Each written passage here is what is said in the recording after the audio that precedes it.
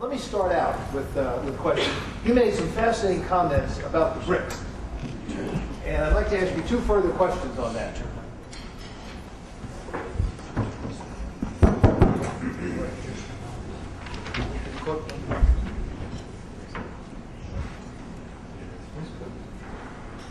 Is that on? Yeah. Two questions about the BRICS. First, in your meetings with your fellow Sherpas, do you find that you and they have common interests and common positions on most issues? We observed at Copenhagen, for example. BRIC or G20 or G8? Well, I'm thinking of the BRICS first. Because as you raised in your own discussion, people are frequently asking, are the BRICS a meaningful grouping or even a bloc in preparing for G20 and global discussions? We noticed at Copenhagen, we thought we noticed, that Russia was not with Brazil, India, China so much.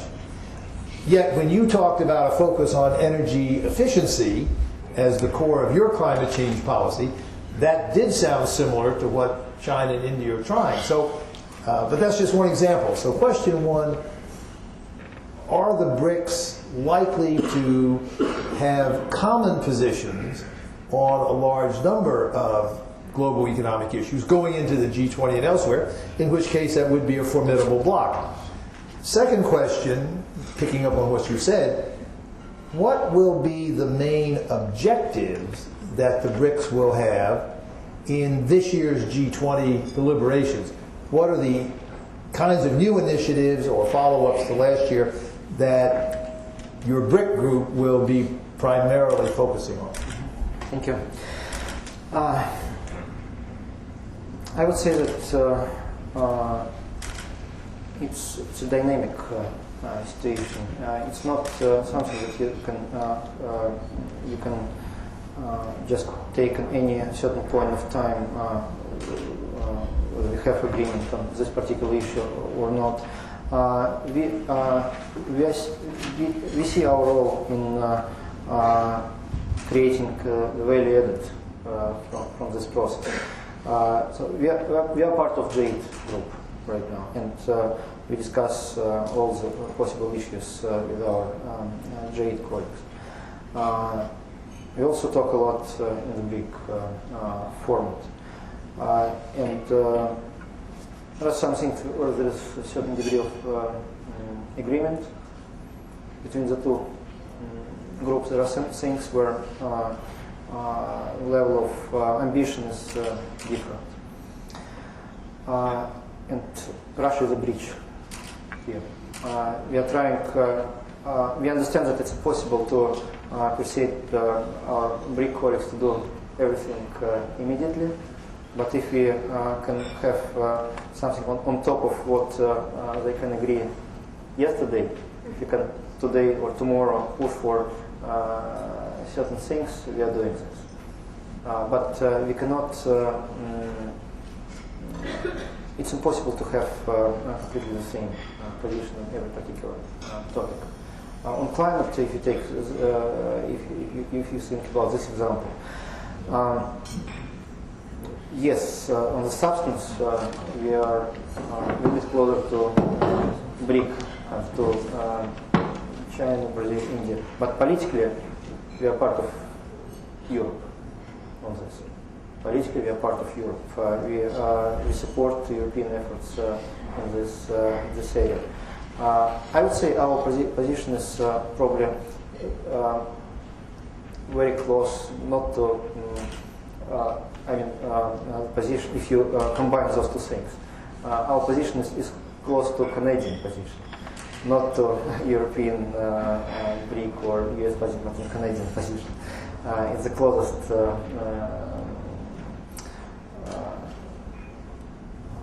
country in terms of policies and policy stance on climate for Russia. To some extent, Japan is also quite close.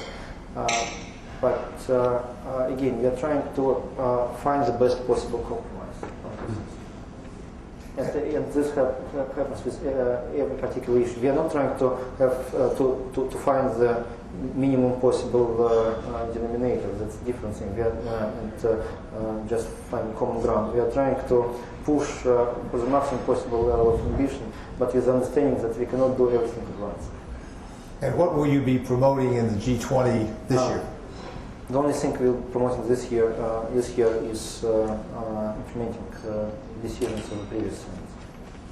If we will do what we promised, that's enough for this year. That's already a lot, really a lot. It's not much more than anyone could expect from this format. And if every particular thing that we promised will be done, that's really a lot. I would remind you that the three most important areas. One is the reform of international financial organizations, change in the quota arrangement, and change in the procedures about appointment of management. And we will start talking on substance of what IMF and World Bank could do, I think next year, not this year, seriously, on political level. The second thing is financial regulation. There are certain things that should be completed this year, in particular on banking sector, banking capital, on derivatives, some other technical stuff, on international accounting standard for the middle of next year, or also very close date. And the third area is the framework exercise, which implies that countries, G20 countries should submit, and everyone already did this, submit their macroeconomic policy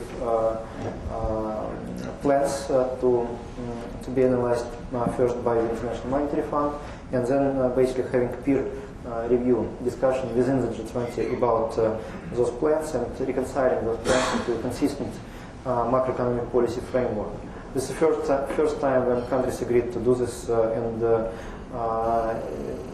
we hope that this exercise can give results. If we will do this, that's really a lot. Nobody could. Well, our president Medvedev told me in Pittsburgh that he didn't expect that countries would agree to start this exercise.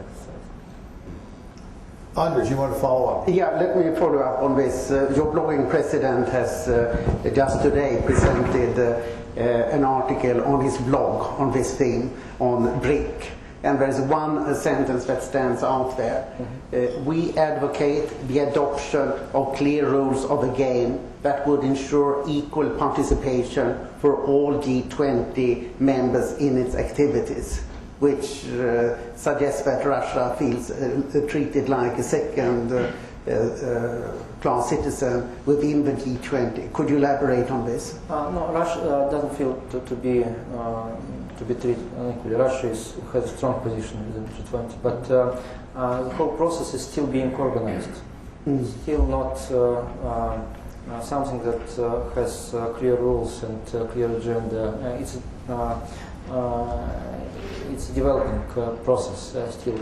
We didn't have any rotation of the presidency rules until the last short meeting. Now we more or less have those rules. It was actually funny thing, since before the G20 format for leaders was a financial format where ministers of finance and governors of the central banks met each year after 1998. And they had their own rotation rules. They have 5 groups with 5 countries in each, and starting from group 1 to 5, they changed the chair of the meeting. The decision that we had taken during the last short meeting was to have the same groups, but to change the order of rotation. So we'll go from 5 to 1.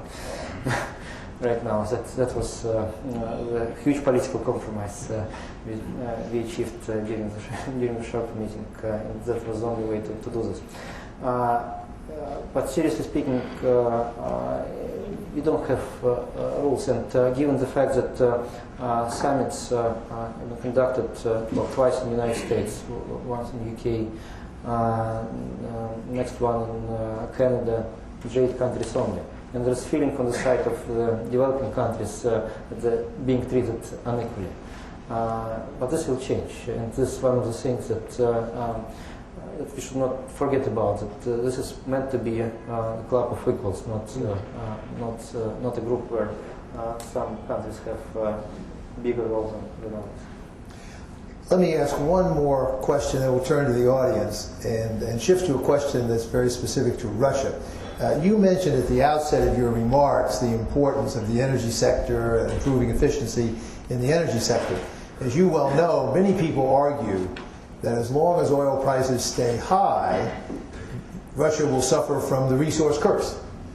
And the incentives for broader policy reform will be absent and will be easily rejected, and in fact the government itself may not feel much pressure to promote the kinds of reforms that you quite clearly advocated as necessary for sustainable and long-term development. How do you overcome that tension? How do you overcome the pressure from the resource curse to undermine the incentives throughout the system to achieve the kind of economic reforms that you obviously support? Well, first of all, I fully agree with this assessment. The situation in the oil market affects politics. That's clear. There are three things that can be done. First, the political will. And this is the most important thing, I believe. And again, this is exactly why the president started to do this himself without waiting for anyone else to start this. And this is exactly why he's pushing this modernization agenda directly. He understands very well that if he will not do this, resource curse will prevail and win in Russia. Second, more technical thing is the right macroeconomic policy stance with, and I still believe that our decision to create stabilization fund to save a substantial part of the resources we are getting from oil for the future is the right decision.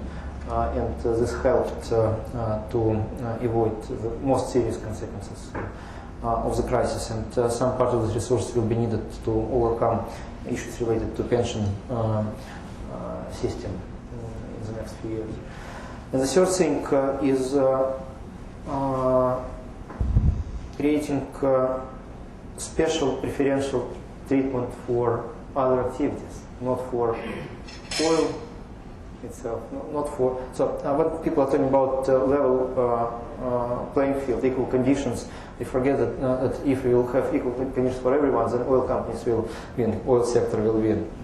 This is about equal conditions. So other sectors should be put in preferential conditions as compared to the resource extracting sector to have a real chance in Russia to not just survive but to develop. So this is the third thing that we should. Aide, do you want to ask any more on? Yeah, let me take a broader question about monetary policy. Russia's inflation has now fallen to 6.5% in March, the lowest in annual. 6.3 is the last figure here. Sorry, the lowest it has been in the post-Soviet period, and for at least 8 years, Russian officials have been talking about moving towards inflation targeting with flexible exchange rate and with a higher real domestic interest rate. And this is the time to do it. We see a discussion in the Russian media about really doing it now. Will you do it? Or what kind of exchange rate regime will you have? First, during the crisis, the central bank has changed the policy stance, and we are having positive interest rates for some time already. A real refinancing system was created. We didn't have any refinancing system, I would say, before the crisis. So, brand new refinancing system was created in response to the crisis, and interest rates set at the positive level. And it created difficulties and uneasy situation for many companies and banks, but I think this this process is healthy still. This adaptation process to the new policy stance, the new environment is healthy, and it will create more efficient conditions for growth. Specifically on inflation targeting and flexible exchange rate, despite the fact that the financial system was created, still financial market and the set of instruments that the central bank has in its own hands is insufficient to manage the monetary market efficiently. The financial market is still not deep enough, and in particular due to the fact that domestic sovereign bond market was almost non-existent for some years due to the huge budget surplus that we had, and the Ministry of Finance started to redevelop this market only recently. It will take some time. So, in parallel, the central bank started to move to the free floating. It was announced as a target, the medium term target, not long term target. I think it will take 3 to 5 years to come to this. It's not to say that you'll have completely free floating. Almost no country in the world has completely free floating. Just there are a few examples, but a certain degree of free floating around the world, and we'll come to the format that most of the countries, most of the advanced countries use in 3 to 5 years, in parallel with the development of the domestic financial market. Okay, we're open to the audience. A lot of questions. Andy gets to start, and let me just ask every questioner to identify herself or himself, and then fire away. Thanks, Fred. First, Arkady, let me congratulate you on your alma mater's victory. I know Fred's a big basketball fan. I'm a big basketball fan. I got to say, it's really too bad if you weren't able to watch that game, because that was one of the greatest college games ever played. Maybe the best championship game I've seen in 40 years. The quality of play, the defensive intensity. I have Coach K, basketball is Coach K's signature. Yeah. In my office, it's one of the most important things that I have. Got your priorities right. Secondly, let me say Anders and I are really looking forward to coming to St. Petersburg for the Economic Forum in June for the release of our book, Russia After the Global Economic Crisis. It's been a real pleasure to work with Sergei Guriev and his colleagues at the New Economic School, and I think it's going to be a great book. So you'll hear more about that here. Place your orders now. You know, and we chose that title a year ago, and we thought it might have been a little optimistic at the time, or some did, but we haven't changed it. My question, well, I thought that Fred was going to ask you a question about the WTO, so I wasn't going to, but I'll let someone else ask that question in the Customs Union. But as I understand from my sources, that you're flying to Stanford, Silicon Valley tomorrow, Right. or very early tomorrow. 6-7. I wanted to ask you about Skolkovo, and if you could talk a little bit more about the sort of the management and organizational model that you have for Skolkovo, and how you came to that model, in looking at, and what, you know, I presume that you were looking at different international experiences in the promotion of technology and high technology and innovation, and what pieces did you find sort of most relevant as you thought about how you would do this for Russia? Thanks. Thank you. The reason I'm going to Stanford tomorrow, the main reason is that we would like to have as many big partners with best reputation in the world as many as possible for Russia generally, and for Skolkovo project in particular. We are talking to MIT. We are starting our dialogue with Stanford about that. Next week, Rafael Raif from MIT is coming to Moscow to discuss participation of MIT in this project. We are talking to companies. I had a meeting with some of the companies today. I will have more meetings in Stanford with some of the companies. And the reason for that is that we would like to show from the very beginning that it's an open project. It's not something that the government wants to do with its own hands. We would like to put this in the business hands from the very beginning and to develop a real business model. And so there's no better way of doing this rather than to invite people who are successful in doing it. As simple as that, we would like to invite the best possible people to run the project. And to facilitate this, we decided to appoint one of the big Russian businessmen to create domestic part of the team and to start developing the management structure. We had many names around. Some people said that they do not believe it can be successful, so they decided not to join the project. Some people said, yes, we believe we are ready, and out of this list of people who said that we believe we are ready, we made the choice of Viktor Vekselberg. One of the reasons actually is that he actually runs some of the innovative companies, and he really invests into innovation as compared to some other people. So, and he knows, and he was successful in building teams. That is another thing that I believe was important. But again, we'll have a team of managers coming from all around the world. We'd like to choose the best. So it's not going to be oligarch project or government project. It will be a real business project.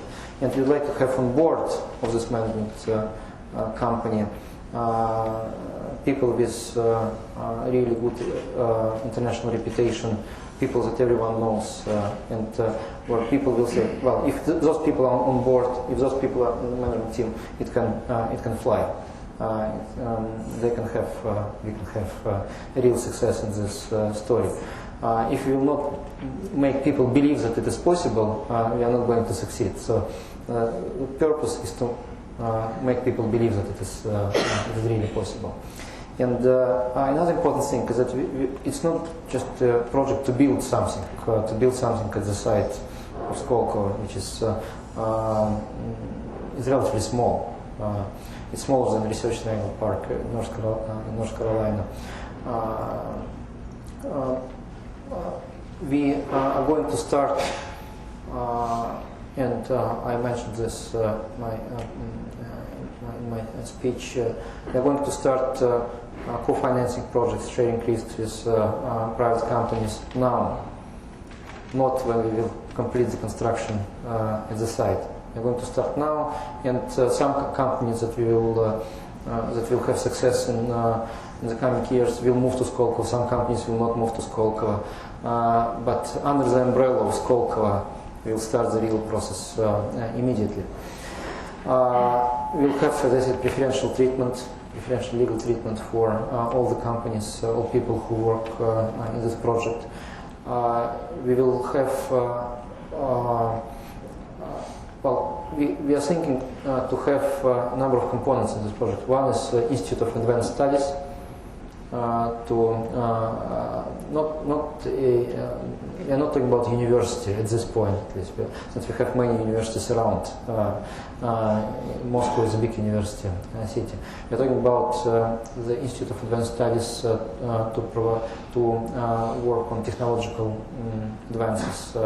At least in the priority areas, IT, telecoms, medical, energy efficiency. We are going to probably have doctoral or postdoctoral program within this institute, where we hope to have MIT and Stanford as partners to develop those programs. We are going to have venture capital around. We are going to have R&D centers, at least of Russian companies, but we hope to attract some of the international R&D centers into the site as well. We are going to have companies that not require a lot of space, like IT companies, medical research companies within Skolkovo. So we are talking about multidisciplinary project here, where people will live together, move around, mix experiences, and this can have some synergy. in this case. So our next steps are quite simple: to formally create management company, to have management team and board. We will start co-financing projects. We will adopt the legislation that will establish special preferential treatment for these things. All these steps will happen over the next 2 months. We are moving quickly, and when we are coming to international companies, they think, "Oh, okay, let's meet in June and discuss this." No, not June, next week. Let's meet next week and discuss this.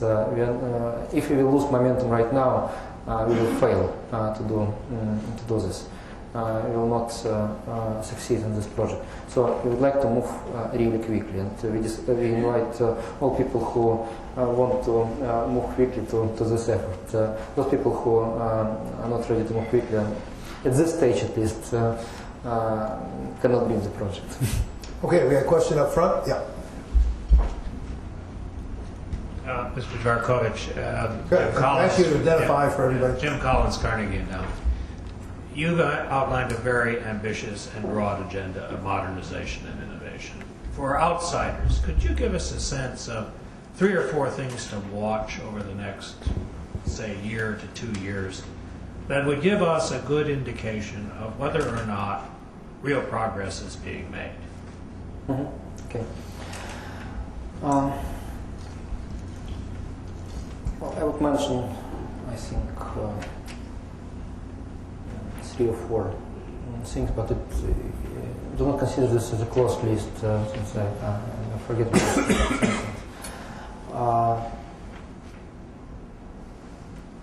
visas, everything related to work permits for foreigners in Russia. I think this year we'll have new procedures, and it will be much easier to go in Russia for businessmen, investors, professors, students, all people who want to visit Russia and work in Russia, study in Russia. We hope to do this year. And the President has made clear instructions to do this, not waiting until European Union or United States will do the same for Russia.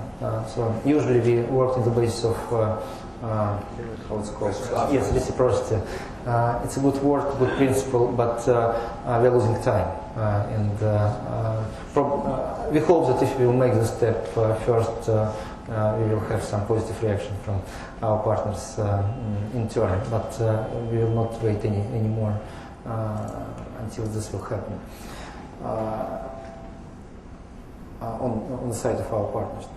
The second thing is radical increase in number of foreign companies, startups, projects in Russia. In particular, in those areas that I mentioned. I mean, pharmaceutical companies, IT companies, energy companies.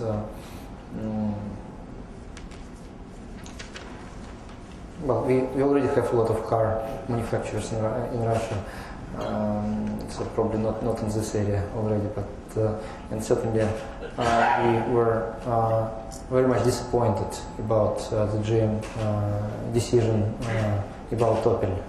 This could be one of the flagship projects in U.S.-Russian business cooperation. So if you will see like announcements on a couple of dozens at least of projects in the next 12 months, that would be interesting to watch. And the third thing is a success in some of the projects that the President has announced and that he facilitates under the umbrella of his commission, Presidential Commission on Modernization. I mentioned broadband internet.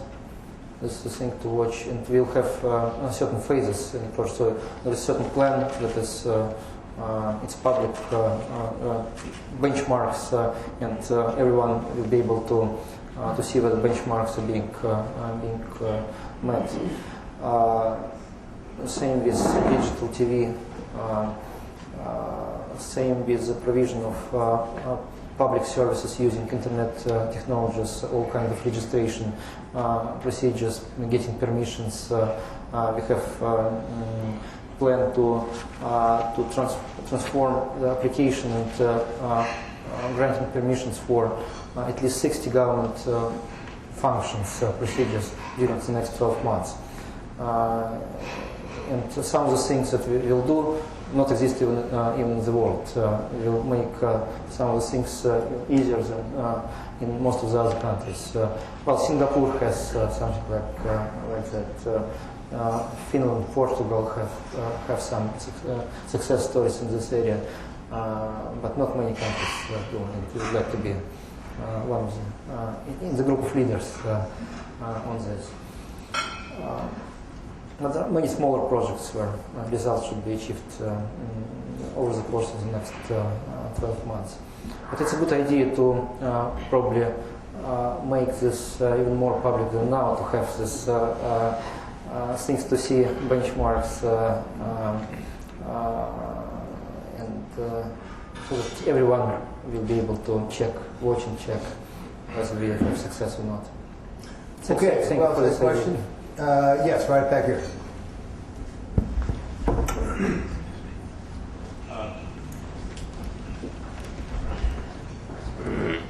Arkady, thank you very much, and thank you to the Peterson Institute as well for hosting Arkady today. My name is Matthew Murray, and I'm with the Center for Business Ethics in Moscow. Arkady, the question I have is, certainly when you've been mapping out the innovation strategy for the Russian economy, you've considered the legal risks that companies, startup companies, existing companies face whenever they have a successful venture in Russia. In fact, you might even call it the risk of success. Situations where a good business is taken over by raiders or otherwise can't be defended properly in a court of law if it comes to that point. Have you, as part of your policy to facilitate innovation, will you step up protections? Is there something specific? Are there specific benchmarks that you have in mind to reduce legal risk? Thank you. Yes, it's a real issue. It's a real problem. A number of things here. One is that majority of the foreign companies that are working in Russia already, that are working in Russia 10 years, 15 years, 5 years, 3 years, are saying that first, the situation improved over the last 10 years, so it's better legal protection, better environment than we had 10 years ago. The second thing is that, generally speaking, they were able to resolve any issues that they had during that period using the Russian court system, using the system we had. Yes, they are saying that difficulties exist, and sometimes more than in other countries, but in some fields the situation is better than in other countries. So there is different attitude from the companies that are already working in Russia, and they are still not working in Russia, who are afraid of coming into Russia. The situation is worse for Russian companies working in Russia than for foreign companies working in Russia. Russian companies face much more pressure than foreign companies.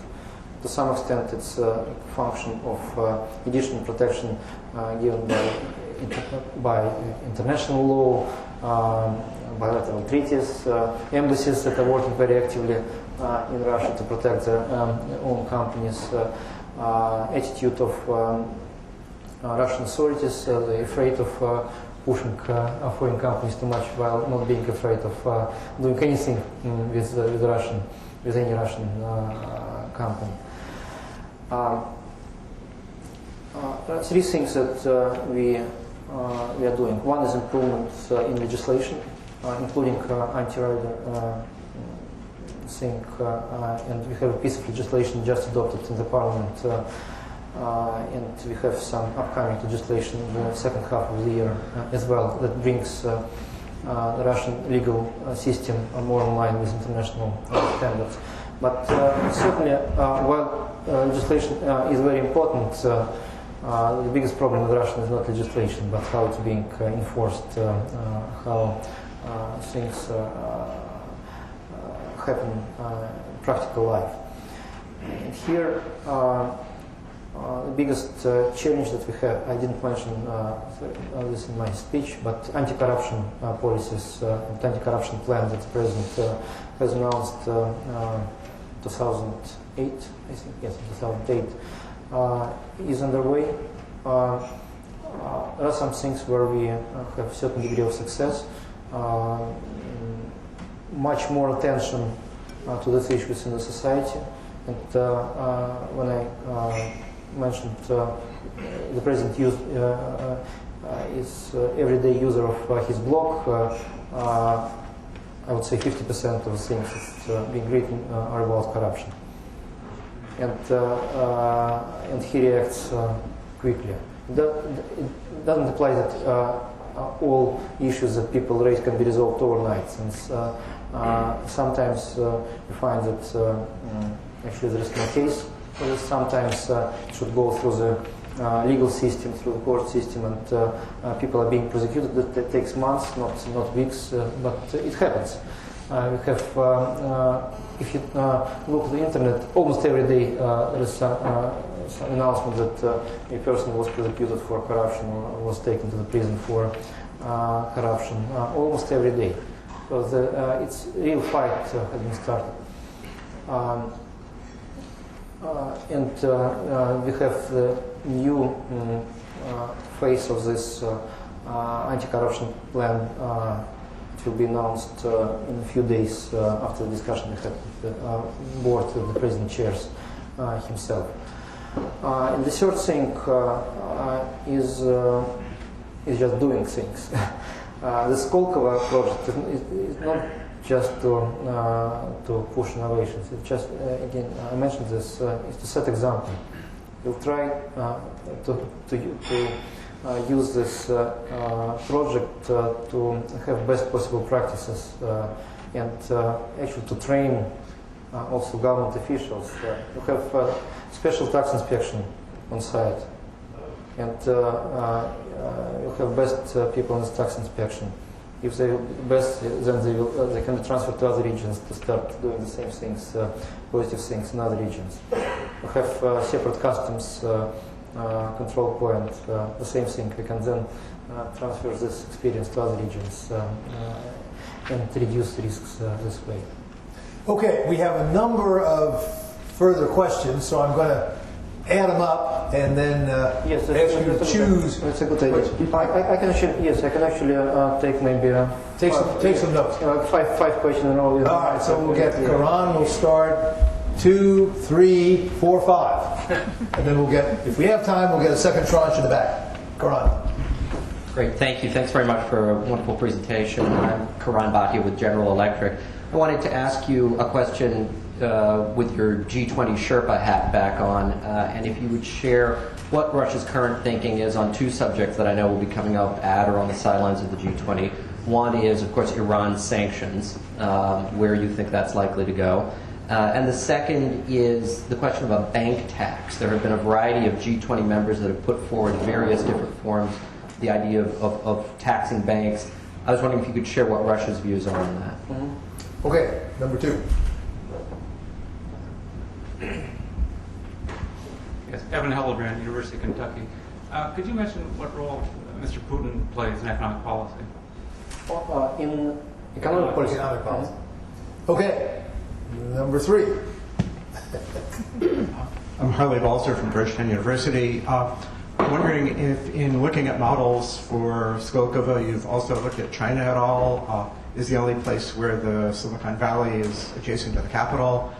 And also, since you mentioned the visa issue related to Skolkovo, anything about making it easier for Russian scientists to return and work in Russia? Okay, and then 2 ladies over here.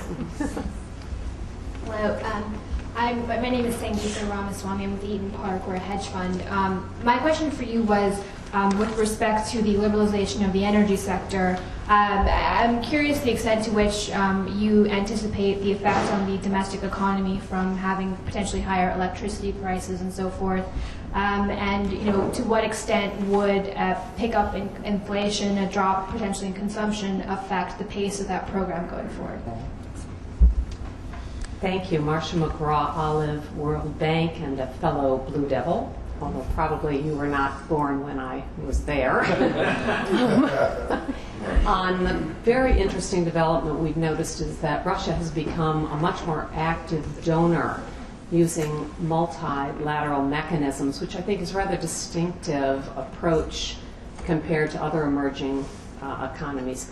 Could you describe the origins of this new policy and where you think it's heading in terms of your role vis-a-vis other, say, G20 countries as a prominent new international donor? Thank you. First, on Iran, this is not a G20 issue. Iran is the issue for the Security Council in particular. Second, Jade, it's on the Jade agenda, and it's on the agenda of so-called six-party process on Iran. And in all these three formats, we are taking active part and trying to find a solution. We believe that everything possible should be done to avoid Iran having nuclear arms. We believe that we should continue searching the ways how to preserve the right of Iran to have peaceful nuclear energy without risks of creation of nuclear weapons. We believe that sanctions are possible. Those sanctions should not be against Iranian people, many millions of people, but sanctions should be against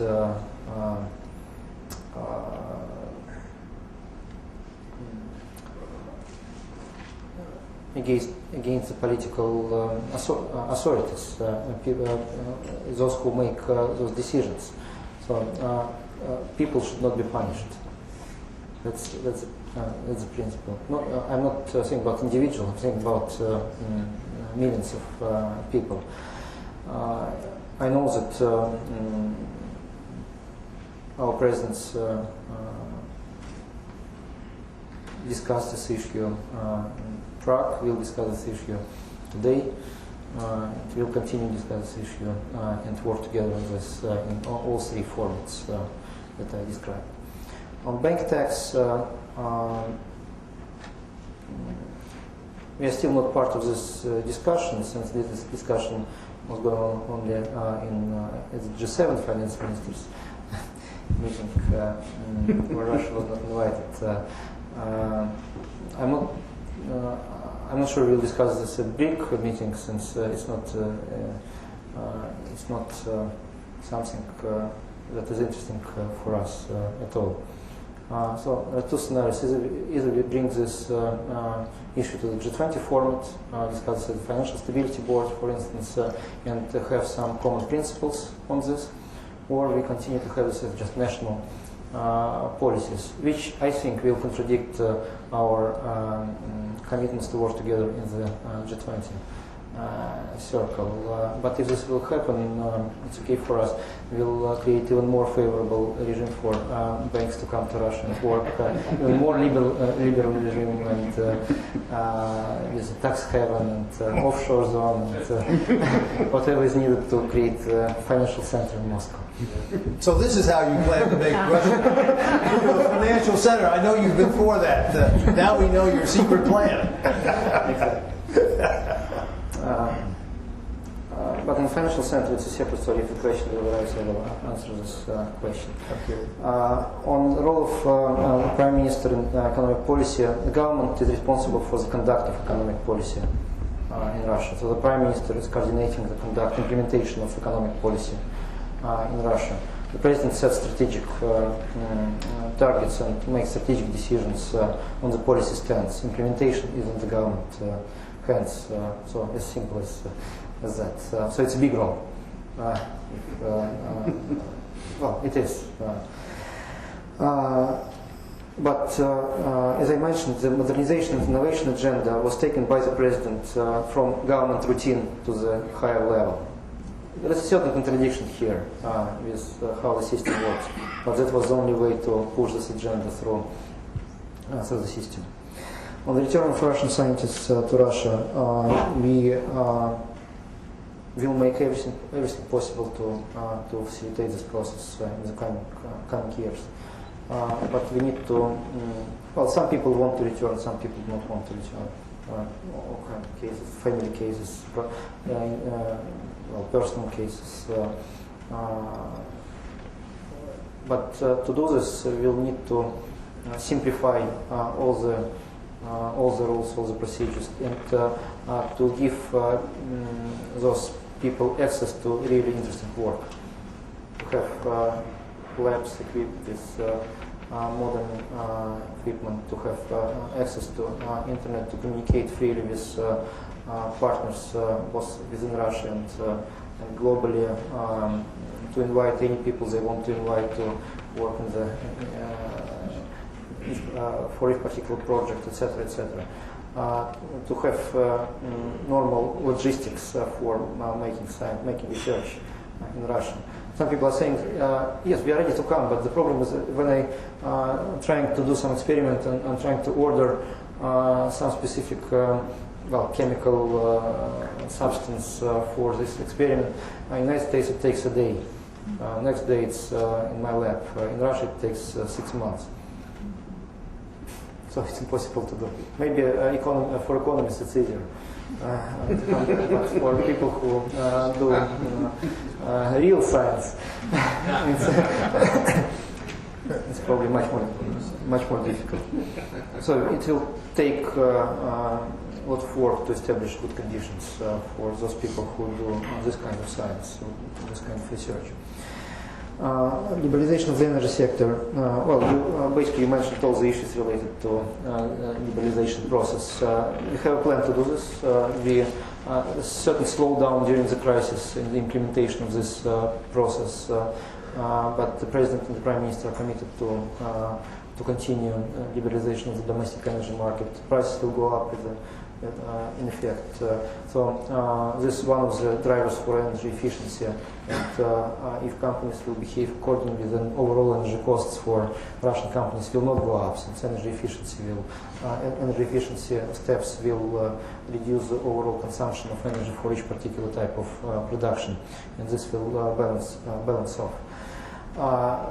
The reduction of energy subsidies is one of the items on the G20 agenda, and we will work together with our partners on this as well.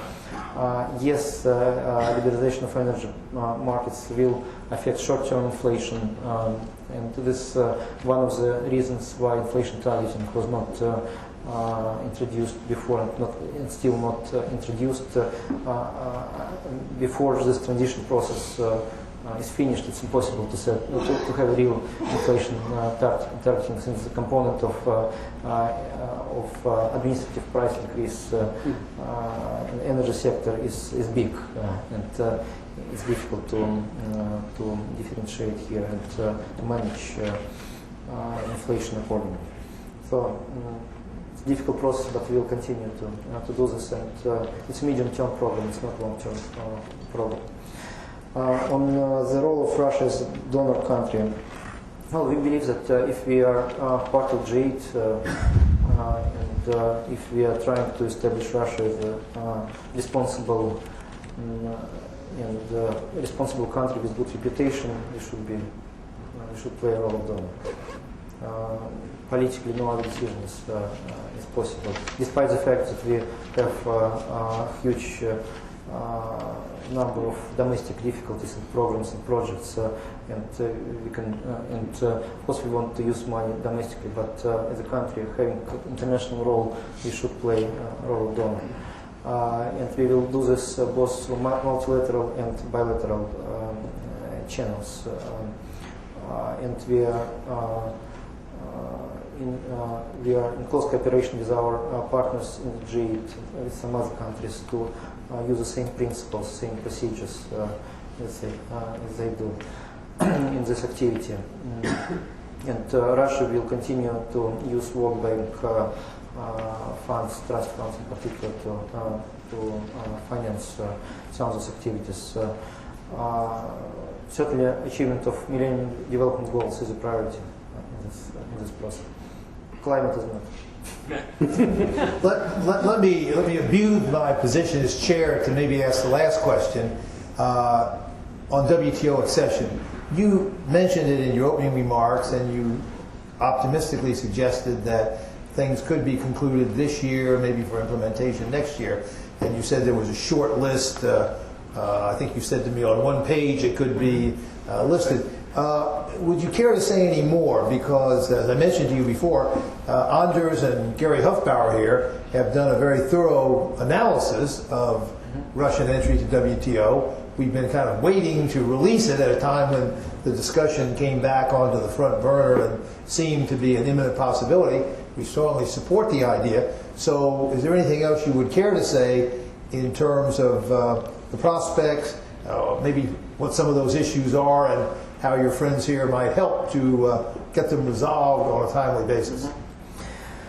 Well, first of all, about the list of issues on the table with the United States in particular. State enterprises, how to deal with the fact that there is a certain role for state enterprises in Russia, and otherwise it contradicts WTO principles. Agricultural subsidies, phytosanitary requirements in Russia for agricultural goods, cryptographic procedures and requirements related to cryptographic stuff.